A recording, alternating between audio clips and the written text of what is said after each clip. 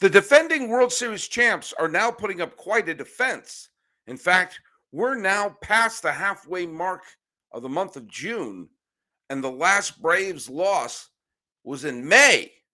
Meanwhile, on the other side of the country, a team that I thought was going to break their postseason drought is making it look like it may be another year of no October in the Northwest. That does not bode well for the manager of the Seattle Mariners. Meanwhile, your pal Sully almost missed seeing a no-hitter live again. This is Locked On MLB.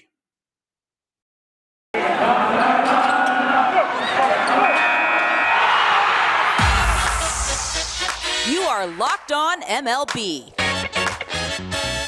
Your daily MLB podcast. Part of the Locked On Podcast Network. Your team every day. Hello, baseball fans. Welcome to Locked On MLB, part of the Locked On Podcast Network, where it's your team every day. This is the daily podcast where we talk about all of Major League Baseball. I'm your host, Paul Francis Sullivan. If you're looking down there in my lower third, please call me Sully. This episode is being dropped on the 16th day of June, 2022. We're available on all your free podcasting catchers. Thanks for making us your first listen. And you can follow us on Twitter at Locked On MLB Pods. Same handle for Instagram. I'm your pal Sully. I'm at Sully Baseball on Twitter, Sully Baseball Podcast on Instagram. Let's talk positive first. The Atlanta Braves won the World Series last year. You have to go all the way back to last year to see if the Braves won the World Series. Well, look at the Braves did not get off to the type of, the first month or so of the season. The Atlanta Braves were, not great. To paraphrase Mad Men, not great, Bob. They started the season, let me put it this way. They had a losing April and a losing May. And they went into the season. By the time you got to the end of May, where they lost a walk-off game to the Arizona Diamondbacks, they were 23-27. They were past the first checkpoint where, in my opinion, first checkpoint of the season is Memorial Day. And the defending champs were floundering. They were in second place, 10.5 games behind the Mets, 4 games under 500. And it looked like this was a team that things were not clicking. And then they won the game on June 1st, right pitching 6-0. They defeated Madison Bumgarner and the Arizona Diamondbacks. Friends, they haven't lost since. They're on a 14-game winning streak. Now, to the Mets' absolute credit, to the New York Metropolitans' credit, that in that stretch, the Mets have also played winning baseball. Now, and without Scherzer and without DeGrom. But you have to give the credit to the Atlanta Braves. They haven't lost this month. They finished out the series beating Arizona. They swept Colorado. They swept Oakland. They swept Pittsburgh. And they swept the Washington Nationals. And they are going to remain undefeated when they play the Chicago Cubs at Wrigley Field on Friday. So they'll have played more than half the month of June without a loss in their column. And when you have a stretch like this is a period of time where bad news has been happening to the Braves. Ozzie Albies foot is broken, or he's on the side. He's in bad shape. And yet, Arcia has come in, and they haven't missed a beat. They're starting some rookie by the name of Spencer Strider. And all of a sudden, Spencer Strider is, he's doing unbelievably well. And you take a look at what he did in today's game. And how did he do? Strider finished with 5 2/3 innings and beat the Nationals, struck 11. And he's 23 years old, chucks it over 100 miles an hour. And the Nats didn't get a hit off of him for the first 4 innings. You take a look at the fact that the Braves are winning games where normally you would mark that down as, oh, that's probably going to be a loss.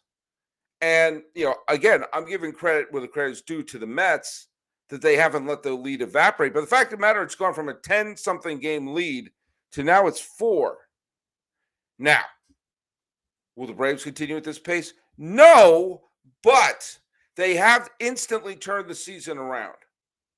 And when you take a look at the team, and I'm going to go to baseballreference.com, the single greatest website in the history of planet Earth, and the Braves have leapfrogged everyone else. And you're taking a look at the fact that they are getting, they're not getting superstar performances from people, but what they're building is a team, even with Albie's hurt. RC has, as I said, RC has stepped in. Michael Harris has stepped in, playing in the outfield. Ronald Acuna is delivering the bats, and the Braves are just clicking. You have Fried, you have Wright, you have Anderson, and now you have Spencer Strider, 23 years old. This was his 4th start that he's made. He's also made 11 relief appearances along the way. He pitched 2 games last year, didn't get any postseason appearance in there, and he's just slipped right in. He's still technically a rookie. He only pitched 2 1/3 innings last year. And if you take a look at the way Spencer Strider has been pitching, he has, for the most part, he's been a middle reliever and pitching quite well, but they moved him into the rotation, and he was, kind of shaky the first 2, but he pitched brilliantly today, and his last 2 starts, he's been very good. In fact, he hasn't let up a run the last couple of starts. All of a sudden, the defending champs have themselves a powerful new weapon. And when you take a look at what the Atlanta Braves have looking forward, they're going to go to Chicago, and they play those 3 games in Chicago. Then comes the gauntlet. The Giants and the Dodgers are coming to town. Now, if you're the Mets, the Mets got absolutely thumped by the Milwaukee. Who thumped the Mets today? It was the Brewers thumped them. Yeah, the Mets were thumped by the Milwaukee Brewers, and they need to come back. They need to start getting their winning ways back in order. And even though they've had a winning, they've been playing winning baseball with all the injuries they've been having. But with the Mets coming up with a series against Miami, who, while not a superstar-related team, they are a team that can pitch. We saw they pitched brilliantly on Wednesday afternoon. They just happened to let up a walk-off home run in the bottom of the 9th. What I'm saying is this. There could potentially be bumps in the road for the Braves to continue this winning streak. If the Mets want to win this division, they just have to weather all of these storms until they get back to Grom and Scherzer. But the defending champion Braves are showing why you cannot give up on them. Like last year, they were at the losing record at around Memorial Day, and then they found a way to put on the aft thrusters, and it's created some tremendous baseball going on in Atlanta. Meanwhile, conversely, as I said, the Mariners lost the game to the Minnesota Twins. They lost that series to the Minnesota Twins. And with that, and the Astros defeating the 2nd place Rangers, say that with me, the 2nd place Rangers, the Mariners, who were just 1 game above 500 in April and are even 500 in June. They had a disastrous May where they were 8 games under 500 in May. But an interesting gauntlet is going to happen for the Mariners that hopefully, if you're a Seattle fan, might wake the team up. They are at home, and they're going to be playing the Angels. The Angels, who look a little bit like they're dead from the neck up. And we'll get to what happened in the Angel game on Wednesday, the 3rd segment of this episode. But the fact of the matter is they're going to be playing a 5-game series with a doubleheader on Saturday against the Angels. And then 3 against the A's in Oakland, 3 more against the Angels in Anaheim, 3 against the Orioles at home, 4 against the Oakland A's at home. What does that tell you about the Mariners? That is the lightest schedule possible. Yes, I know Oakland has some talent. Yes, I know the Angels have some of the best talent in baseball on some of their spots. Yes, I know Baltimore is playing better than people thought. But this is taking us right on the verge of the 4th of July. And here's the deal. The Mariners have a losing record and have a double-digit deficit. Say that 5 times fast in the American League West. They have to make up a lot of games. They have to go on a Braves-like winning streak right now if they want to have a realistic shot of ending this postseason drought that's been going on since 2001. And they have a bunch of games where the Mariners should be better than. And they can't just always rely on Ty France. And here's what I'm going to say. If we get to the 4th of July and they've played all those games against Oakland, all those games against the Angels, all those games against Baltimore, and they're still sub 500, and they're nowhere near contention, then I'm sorry. Scott Servais might have to be the next one. They've done everything. They've gone out and got all the big moves, all the big trades, brought in the defending Cy Young Award winner, brought in a bunch of people from Cincinnati. You can't have a year like this where you're not contending. They've added another wild card team, and you're letting it slip away.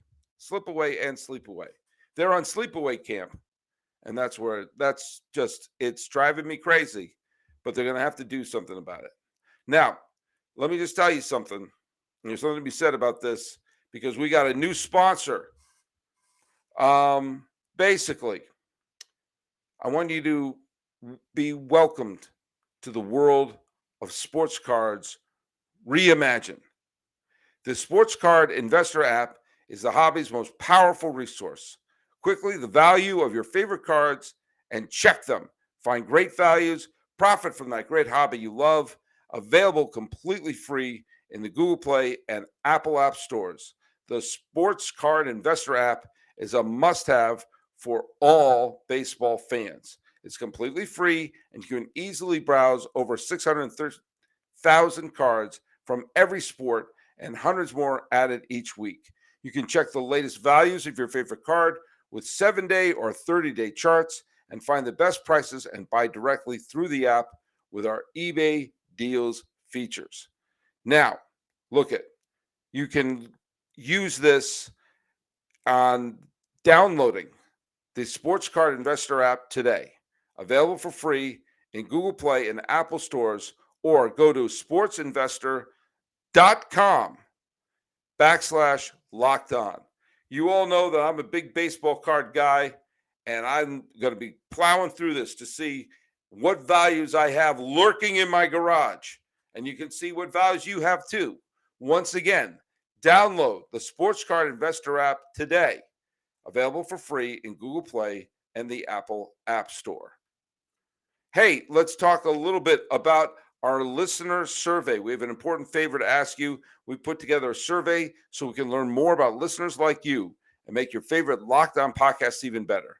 This is the opportunity to tell us what you like and don't like about Locked On Podcasts. Go to lockedonpodcast.com/survey right now to get started. It won't take very long, and all that complete the survey can qualify for a chance to win one of 10 $100 Ticketmaster gift cards. To take our audience survey, go to lockedonpodcast.com/survey, and thank you for your help. Just bouncing around a little bit through the major leagues, I'm just telling you, the Minnesota Twins were on the other end of that game. And, Marco Gonzalez of the Mariners pitched great, but, and Sonny Gray pitched 5 shutout innings, which must make all Twins fans a little bit happy. But, once again, it was not a huge offensive outpouring. They got 8 hits and walked 4 times, and they just got the hits when they needed it and drove in the runs and got the scoring going. And here we are. Minnesota remains in first place, holding on to there. And it's going to make the American League Central harder for one of the other teams to make a run for it. If the Twins keep winning the games they're supposed to be winning, now Cleveland is now above 500 and are, within range of the Twins in the standings. The Orioles almost made a nightmare night for the Toronto Blue Jays. Mountcastle hit a big home run to tie the game, and I've been saying that this whole series that the Blue Jays have to go on a major winning streak. And so far they've been playing winning baseball, but they haven't gone on a major winning streak. And if they have any ideas of catching the Yankees, they're just going to have to start sweeping until they finally meet. Hey, give credit where credit is due to the Yankees. Nestor Cortez and company face the Rays. Every time the Yankees and Rays face off, it's always a difficult series for the Yankees. But oddly, you could say the Yankees are inching a little bit closer to a division title because they're winning these head-to-head games. They don't have 20 losses yet. We're halfway through June. Nestor Cortez pitched into the sixth. He got yet another win. His ERA is down to 1.94. Clay Holmes has been a revelation as the closer of the Yankees. His ERA is under 0.3. I don't care what metric you have. That's an unbelievable earned run average that you have from your closer. And so, give the credit where the credit is due. Now, LA, we're going to get to LA's win in the final segment. Again, I'm going to tease that out there. As great as Los Angeles has been playing, the Padres are tied, at least in a virtual tie, with the Dodgers at this point. I believe that's correct. Here, let me go over here to MLB.com. I think that's correct, that they're in a what is called a virtual tie, in that they don't have the identical record, but one team is ahead in the wins, the other team is ahead in the losses. Yeah, it's a virtual tie. The Padres have 40 wins to the Dodgers 39, but the Dodgers have 23 losses to the Padres 24. The Padres have played 2 more games than the Dodgers at this point. And they played the Chicago Cubs, and it was just a butt whipping. And of course, it was one where the Padres were up 2-0. Then the Cubs stormed back, got 4 runs in the second.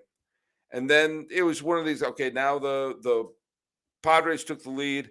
And so, okay, I see there's going to be one of those back and forth games until the 5th, where the Padres simply unloaded on the Cubs pitching, including a home run by Manny Machado. And you go up and down the lineup. Profar got 3 hits. Cronenworth got 3 hits. Machado got 3 hits. Voit got 3 hits. Alfaro got 3 hits. This Padre team was just firing on all cylinders. And Schwindel pitched again for the Cubs. Position player pitching for the Cubs. I'm going back on what I was saying. You should be able to, wave the white flag. And it's also just not there's no longer that sort of strange, for the lack of a better word, novelty of seeing a position player pitch. It used to happen like once a year. A team would have a position player pitch, and there was something kind of fun and funny about it. But now it happens all the time. And when you're in situations where you're having your position player pitch, teams got to take a good long look in the mirror. Why are we having our first baseman pitch all the time? Why are we falling this far behind? And isn't there someone who could use the work? Isn't it somebody's throw day? If you're going to put out a position player to pitch, wave the white flag, because that's what you're doing, except doing it without injuring the player. But once again, it happened with the Cubs. So what are you going to do? But, the Cubs, are they going to fire David Ross? I don't know. The Mariners have to start winning for Scott Service to get his win.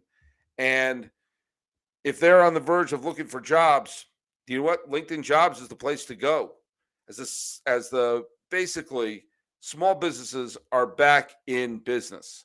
LinkedIn Jobs makes it easier to grow your team and helps you find the people to interview fast and for free.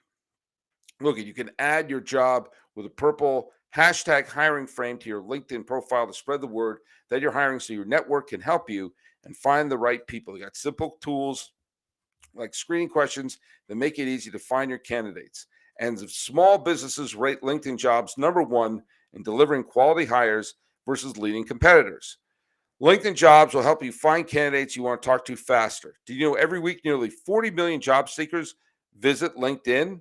Post your job for free at linkedin.com/LockedOnMLB. That's linkedin.com/LockedOnMLB. To post your job for free, terms and conditions apply. Hey, let's talk about one last thing. And you may know what this is. You know that our friends at Built Bar are always coming up with amazing new selection. Well, this time they've outdone themselves. Look at what they've got. You see that? Hold on, let me adjust my camera for the video watchers here because you're gonna love this. Look at this right there. You see that? Mud pie. Mud pie Built Bars. They just sent us a box of them. That is one of the absolute perks of being a locked on host. Now, the first time ever mud pie is being introduced. Now, if you're not sure what mud pie tastes like, if you're a chocolate fan, you better sit down for this. The new mud pie bar is rich whipped cream and chocolate mousse smothered in 100% real chocolate and topped with cookies and cream crumble. You've got to try the mud pie as soon as possible. And you need to hurry because the mud pie bar and the mud pie puff, say that 3 times fast, are available only for a limited time. So visit built.com to take the deliciousness for yourself. Okay. And do you know what? All products have low calorie, high protein, and low sugar. Mud pie is packed with 16 grams of protein and only 150 calories. Mud pie bars and puffs are available at built.com right now. They're going fast. Like all Built bars, they're covered with 100% chocolate. And guess what? The chocolate mousse, whipped cream, cookies and cream crumble. You're just making me want to drool. So go to built.com, use promo code LOCK15, get 15% off your order. Use promo code LOCK15 for 15% off at built.com. I've told this story before that I had a chance to see uh, the game that was the perfect game by Dennis Martinez at Dodger Stadium in 1991. I had a choice of going to 2 games, the Saturday night game or the Sunday afternoon game. I chose the Saturday night game, which was kind of a dull game. Nothing much happened. The next night or the next afternoon was the Dennis Martinez perfect game. On my birthday, May 14 in 1996, I was taking a writing class, a screenwriting class that was meeting on my birthday. And I decided instead of doing my then ritual of going to a ball game, sometimes by myself, I decided to honor my screenwriting class and work on my screenplay, having it read, having it be critiqued, and do all the stuff you do in a classroom. And my script wasn't very good, and certainly not in retrospect. And that was the night that Dwight Gooden pitched a no-hitter for the Yankees in 1996.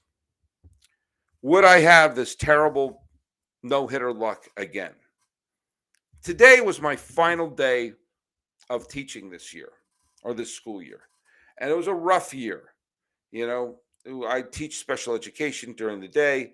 It's not always the easiest thing in the world to do. And it was my final day. I cleaned up the car. I cleaned up the classroom, put stuff in my car, and I'm driving back home.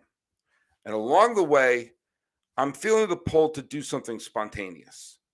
And I see that I'm passing Dodger Stadium. And I thought, maybe that spontaneous thing should be go to the Dodger game. Go to the Dodger game. Go by. I like going to ball games by myself. Go to the Dodger game. Why not? They're playing the Angels. You can see Ohtani, you can see Trout, and you can see the Dodgers. They're right there. I don't have to drive all the way to Anaheim. And then I thought, no, parking's expensive, tickets are expensive, and I'd be tempted to eat garbage at the ballpark. And I said, just go home. Go home.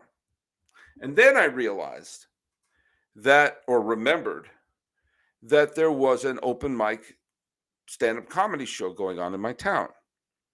Now, I had only recently found out that this open mic existed, as several comedians who I really respect attended. And I thought, what if I go to that instead? And if I don't stand up and do comedy, then maybe I might see a decent comic performer. So I went to the place where they do the comedy. And I jotted some things down on a napkin, and I realized I had enough there to do a 5-6 minute set. Now, keep in mind, I did stand-up comedy from 1995 to 2010. That's 15 years I did stand-up comedy. I was good enough to get booked. I was good enough to make a couple bucks, but I wasn't good enough to like have my own show or become a star. And I kind of realized that. And I saw that, if you're not doing it every day, you're not really doing it. And so I had done a stand-up spot on the Bonnie Hunt Show, which was a wonderful talk show that I was one of the producers of in the late 2000s, early 2010s. And Bonnie, who is a wonderful actress and voiceover actress and director and writer and all these things, was happy with a lot of the work I did as a producer. And there's one day a spot opened on the schedule, and she said, why don't we open up that schedule spot and we'll have Sully do a stand-up spot? And around that time, I was thinking about quitting stand-up, and I thought, like, what a great sort of Viking funeral this would be for my stand-up career, that I do a show on national television and call it a day. And I did. In April of 2010, I did a stand-up set on Bonnie Hunt Show, and I had not done stand-up comedy since. And I decided I'm going to end my self-imposed embargo of stand-up comedy, and I'm just going to do a set. And I wrote some stuff down that got people to laugh. There wasn't a lot of people. There was only a handful of people. And I got on stage, and it felt great. It felt great. I mean, I was very rusty. 12 years of rust is going to get you. But it felt great making strangers laugh. It felt great standing on stage again. And I felt really good about my decision. I made the right decision. I did something not to be passive and watch, but to do something active and challenge myself as a person. So I got off stage. I hung out at the bar. Tanya, the woman there, bought some stuff for people in the bar. I'm not a drinker, but I bought her. We were all kind of talking and everything like that. And she was one of the comedians. There was one of the other performers and everything. And while we're talking, the Angels and the Dodgers are playing. There's a couple of guys there who are not comedians, but big baseball fans, and I got to chat and talk with them. And I noticed something. About the pitcher for the Dodgers, Mr. Tyler Anderson, who was not one of the people who people were expecting to get great things from for the Dodgers. But alas, he has been quite good. Thank you very much, especially filling in the hole in the rotation that would probably have belonged to Clayton Kershaw. Now Kershaw's back, but the 32-year-old Anderson has pitched really well in his 10 starts, and he hasn't lost a game, but he's just done well. And I noticed that he was doing really well. As it was 4-0, it was the 6th inning, and I saw there were no hits. I thought, that's interesting. And the game went on to the 6th inning and the 7th inning. Still no hits. And there was a big buzz in the bar. And I began talking to people, and we're all bringing this up and everything. And I started thinking, oh no, did I miss a chance for another no-hitter? I kept thinking, look, I'd like this guy to win the game. But that being said, I don't want something to stick in my craw that coming to this stand-up night was a bad decision for me. And the game kept going on in the 8th inning. Now, the bar isn't super crowded. It's a Wednesday night in suburbia, but everyone who there, even the people who didn't give a damn about the game just a couple of minutes ago, were now transfixed to the Angels-Dodgers game and Tyler Anderson pitching. And he got all the way to the 9th inning and then struck out Mike Trout, caught him looking. And I thought, holy cats, he's going to do it. And I had the chance to see a no-hitter, and I didn't. And then Shohei Ohtani tripled the right field, and that was that. Tyler Anderson was taken out of the game because he had already pitched 700 pitches or something like that. The Dodgers wound up winning the game, and he wound up getting the win, and of course he owned baseball. But there was part of me that was relieved when Shohei Ohtani got that hit because I did not want to go on. And there was another time I missed seeing a no-hitter. Now, it's a wonderful morale booster for the Dodgers. Anytime you have even close to a no-hitter from someone who I'm not 100% sure what they're expecting from him for the regular season, but probably not pitching like an ace like he has been. That looms well for the Dodgers moving forward. That being said, for the second straight day, you had someone taking a no-hitter into the ninth. Miles Michaelis the other day for the St. Louis Cardinals got to within one strike of throwing a no-hitter for the St. Louis Cardinals against the Pittsburgh Pirates. And then this time they already crossed the Mike Trout gauntlet, but couldn't quite get past the Shohei Ohtani. I made the right decision. It was good for me to do the stand-up comedy. It was good for my self-confidence, and also you got to challenge yourself. You can't be stagnant in your life. Man, oh man, I almost would have missed seeing a no-hitter, and that would have gotten me angry. But please don't be angry if you subscribe to the show. Thanks so much for making us your first listen. Follow us at Locked On MLB Pod. Same handle for Instagram. I'm your pal Sully. I'm at Sully Baseball on Twitter, Sully Baseball Podcast on Instagram. Talking about the red hot Braves, the ice cold Mariners, and the no-hitter that almost happened and I almost got to see, but in the end, the story was I didn't go to a game that in the end wasn't that close. This is Locked On MLB for the 16th day of June, 2022. I'm your host, Paul Francis Sullivan. Please call me Sully.